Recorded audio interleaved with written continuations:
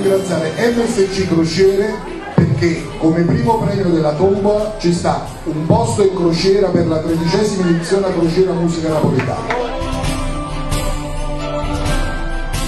L'intero incasso di questa tombolata andrà a favore della palestra del maestro Gianni Maddaloni.